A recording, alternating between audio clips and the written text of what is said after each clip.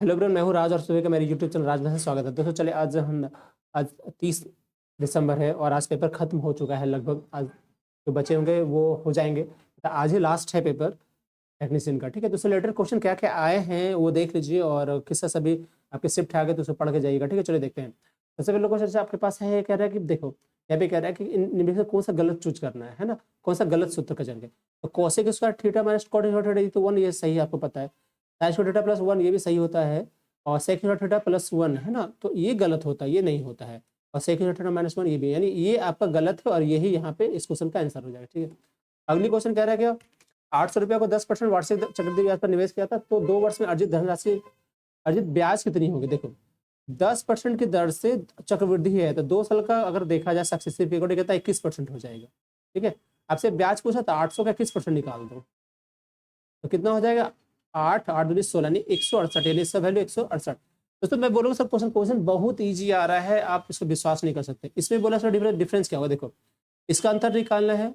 LCM कितना होगा 18, ये 13 हो गया है और 3 छक 18 6 दूनी 12, यानी आंसर आपका 1/18 दिस इज आंसर। आप ऐसे क्वेश्चन है जहां पे छोड़ के एक जरा सा नहीं होगा, पूरा इजी क्वेश्चन है। कह रहा 20 संख्या का औसत 32 है, यदि दो संख्या 29 31 हटा देते तो शेष संख्या का औसत क्या होगा। देखो 20 संख्या का औसत 32 यानी 20 गुना 32 हो चुके हैं। दो संख्या हटाते हैं 29 और 31 को मिला के कितना होता है 60 नंबर हटाना है मुझे। बट बचा कितना संख्या 18, 18 का वैल्यू क्रिएट कर दो, ये हो जाएगा 32 दूनी 64 640 माइनस 60 कर दो और बटा 18 तो भाग कर दो। तो ये आपका जीरो बचा है ना। 8 6 14 8 यहाँ पे 5 यानी बटा 18 करो। अब कितना से कटेगा, 18 दिए 54 4 बच रहा है, 18 दूनी 36 यानी 32 दशमलव कुछ, आंसर आपका 32 दशमलव कुछ।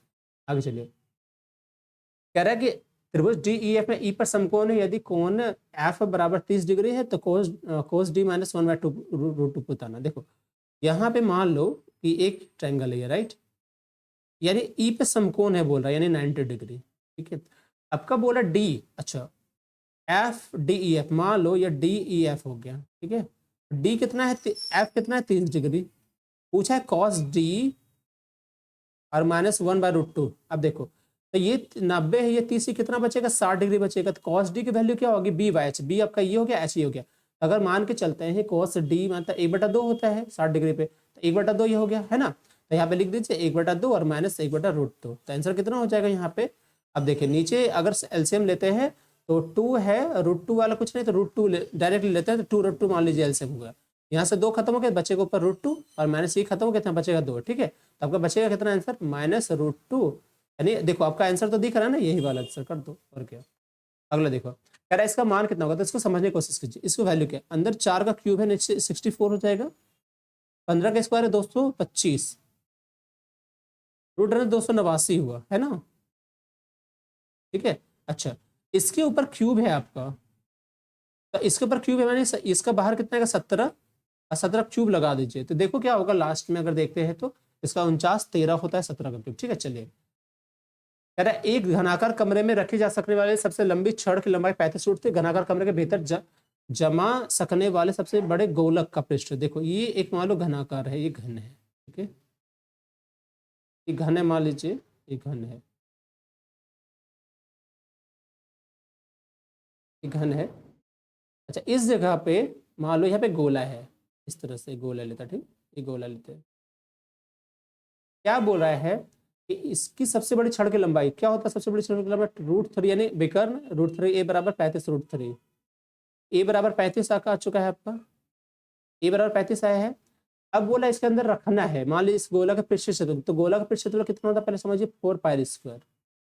आर कहाँ से आएगा, 35 आपका क्या है ये पूरा व्यास, इसका आधा आर हो जाएगा, आर निकालोगे 35/2 हो जाएगा, इसको रख दीजिए 4 22/7 और यहाँ पे 35 गुना बटा 2 और गुना 35/2, जिसे काटिए कैसे कटेगा, तो 2 2 4 कैंसिल यहाँ से हो गया, 7 से कटिए 5 बार है, तो 22 पंचे 110 गुना 35। ठीक है, 11 पचे 85, सॉरी 55, 5 बचा 33 5 38 यानी 38 50, जिससे आंसर इसका 38 50 जिससे। चलिए आगे देखते हैं, कह रहा है यदि रेखा के समीकरण 4x + 5y - 6 है तो इसका कितना होगा। तो देखो इसका अगर लेते हैं हम यहाँ पे तो क्या हो जा रहा है, 4x + 5y - 6 बराबर है, तो इसको कर सकते हो 6 कर दो और 16x + 20y बराबर -20 कर दो। अब देखो क्या होगा, यहाँ से हम करेंगे a1 बटा a2 बराबर b1 बटा b2 बराबर c1 बटा c2, ऐसे लिखते हैं। तो क्या दिख रहा है आपको, देखिए a1 बटा a2 कितना होगा, 4 चौक 16 यानी 1/4 हो रहा है यहाँ से, ये 5 चौक 20, ये हमारा 1/4, लेकिन ये वाला 6 नहीं हो रहा है क्योंकि कितना हो रहा है, 3/10 हो रहा है।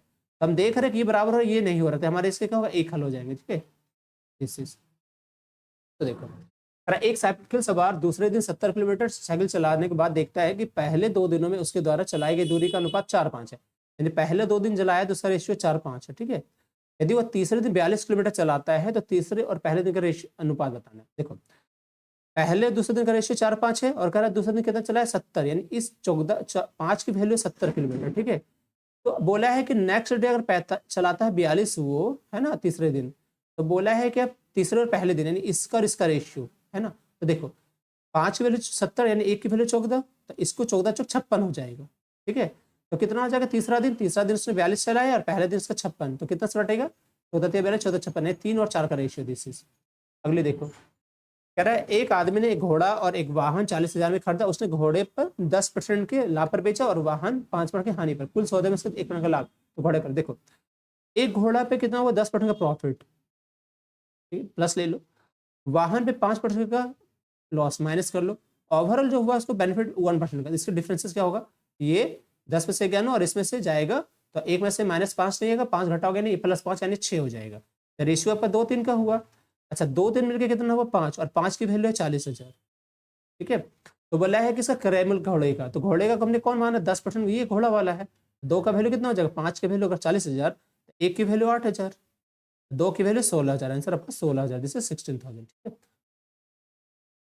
एक राशि किसी दर पर साधारण ब्याज पर 2 वर्ष के लिए उधार दी गई, यदि 3% अधिक दर का होता तो 300 अधिक मिलता। तो राशि बताओ, देखो 3% अधिक था इसलिए 2 वर्ष में एक्स्ट्रा राशि मिली 300 रुपये, यानी 3 दिन 6%, और 6% की वैल्यू 300 रुपये हो गया।